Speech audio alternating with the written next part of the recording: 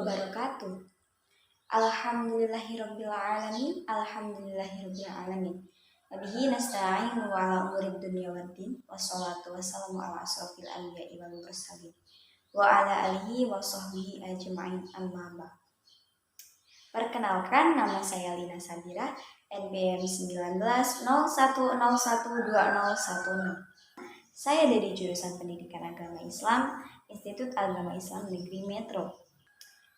Baiklah, dalam video kali ini saya akan mencoba menjelaskan tentang materi yang terkait dengan bab fikih munakahat. Apa saja yang akan kita bahas? Marilah simak penjelasan berikut ini.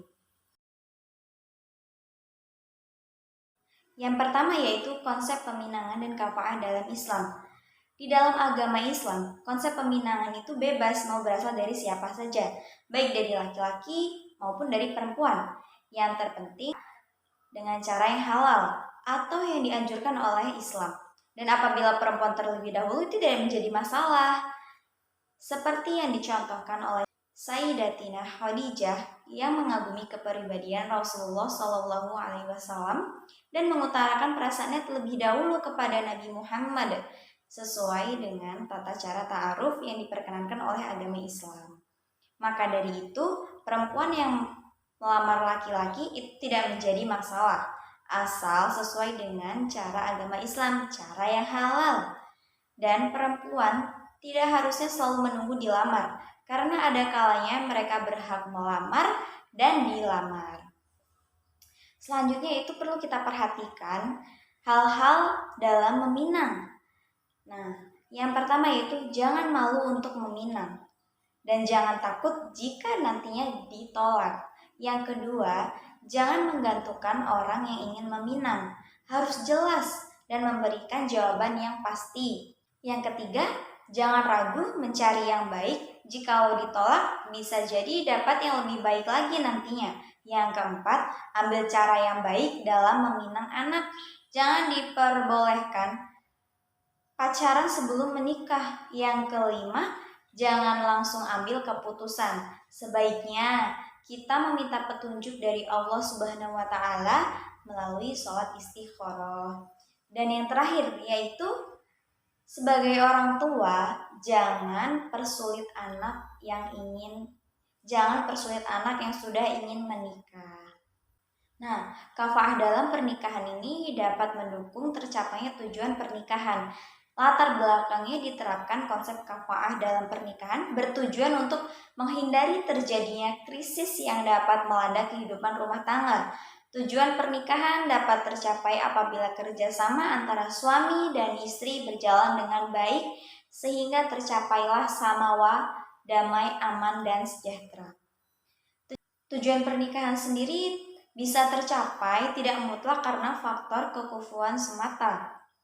Tapi hal tersebut sebagai penopang utama dan faktor agamalah dan akhlak yang mulia yang jauh lebih penting dan lebih diutamakan.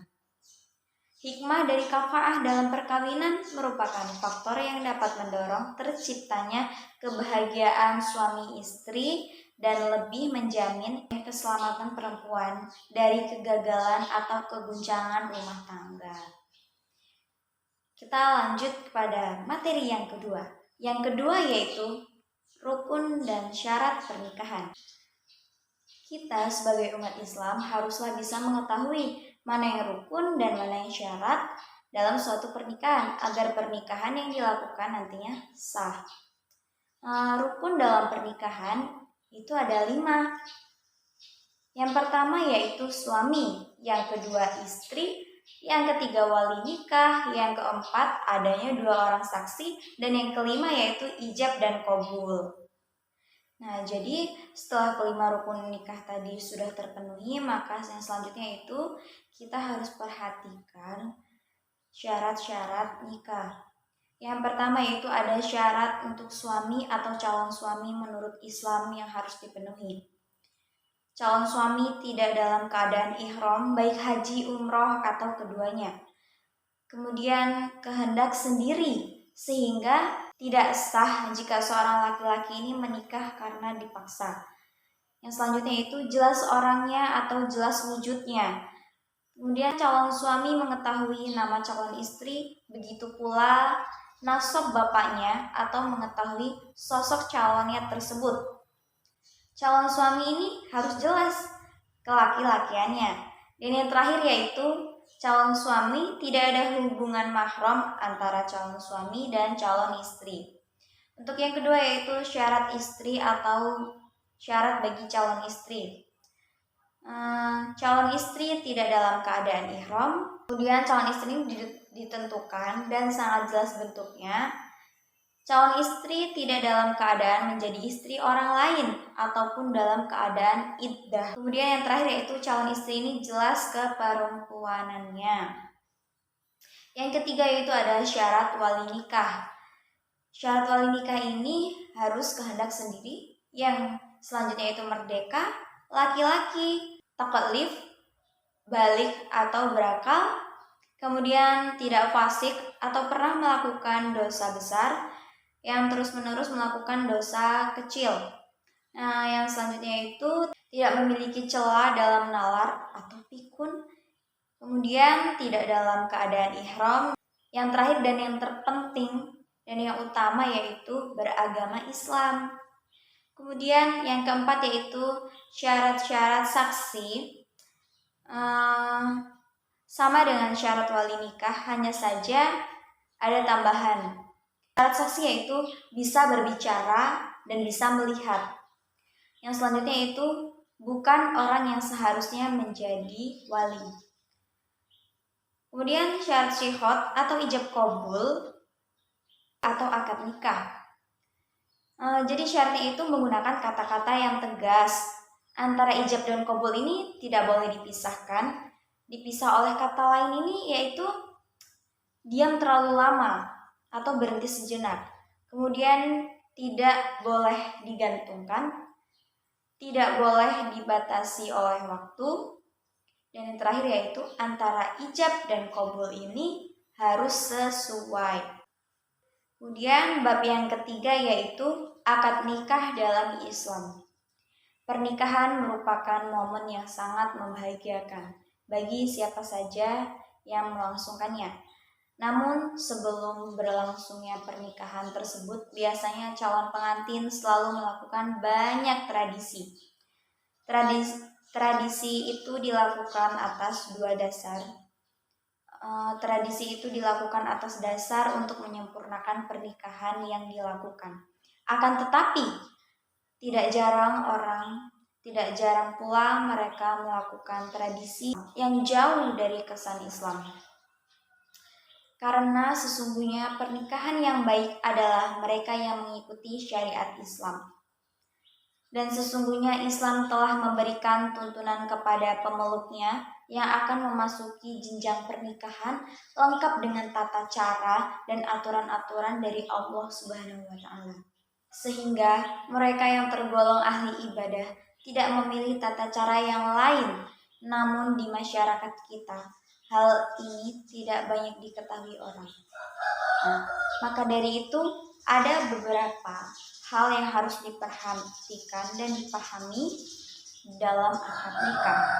Jadi hal-hal yang harus dipahami dalam melangsungkan akad nikah yaitu tidak boleh adanya pelanggaran agama. Kemudian harus ada wali dari pihak wanita karena tidak sah jika tidak memiliki wali, termasuk janda pun memerlukan wali. Adapun wali yang mendapat prioritas pertama di antara sekalian wali-wali yang ada adalah ayah dari si pengantin wanita tersebut. Kemudian adanya mahar atau yang biasa kita kenal dengan mas kawin. Islam memuliakan wanita dengan mewajibkan laki-laki yang hendak menikahinya menyerahkan mahar atau mas kawin. Akan tetapi Islam tidak menetapkan batasan nilai tertentu dalam mas kawin ini. Nah, maka dari itu mas kawin ini merupakan kesepakatan dari kedua belah pihak dan menurut kadar kemampuan. Islam juga tidak menyukai mas kawin yang mudah atau sederhana.